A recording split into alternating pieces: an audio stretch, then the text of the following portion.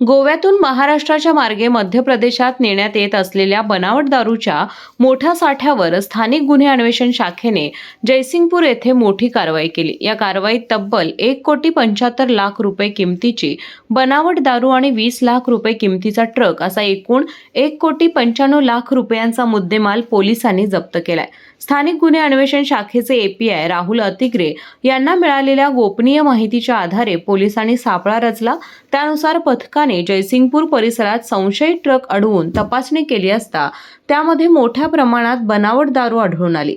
पोलिसांनी तातडीने दारूचा साठा आणि वाहतुकीसाठी वापरण्यात आलेला ट्रक ताब्यात घेतला। ही दारू गोव्यातून महाराष्ट्रात आणून मध्य प्रदेशात विक्रीसाठी नेण्यात येत असल्याचा संशय पोलिसांनी व्यक्त केला आहे। हा साठा गोव्यातून नेमका कोणाकडून घेण्यात आला होता आणि मध्य प्रदेशात तो कोणाला देण्यात येणार होता याचा तपास सध्या सुरू आहे। या कारवाईमुळे बनावट दारूच्या तस्करी मागे मोठे रॅकेट कार्यरत आहे का याबाबतही पोलिसांकडून तपास केला जात आहे।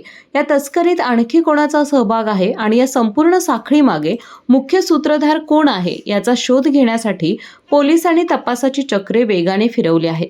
या कारवाईमुळे गोवा, महाराष्ट्र, मध्य प्रदेश दरम्यान सुरू असलेल्या बनावट दारूच्या तस्करीच्या साखळीचा पर्दाफाश होण्याची शक्यता आहे। काल दिनांक 16 रोजी आमचे LCU HTOकडे असलेले एपीआय राहुल अतिग्रे यांना इन्फॉर्मेशन मिळाली की गोवा दारूचा मोठा साठा बेकायदेशीरित्या गोव्यातनं मध्य प्रदेशकडे जाणार आहे। त्यांना इन्फॉर्मेशन दिल्यावर त्यांनी कळवलं आम्हाला। SP साहेबांच्या मार्गदर्शनाखाली सागर वाघ, एपीआय अतिग्रे आणि टीम आपण दिलेली होती। बातमीच्या अनुषंगाने त्यांनी जयसिंगपुरात सापळा रचला। सापळा रचल्यावर त्यांना ट्रक दिसून आला। MH18 BG 0067 असा त्याचा नंबर आहे।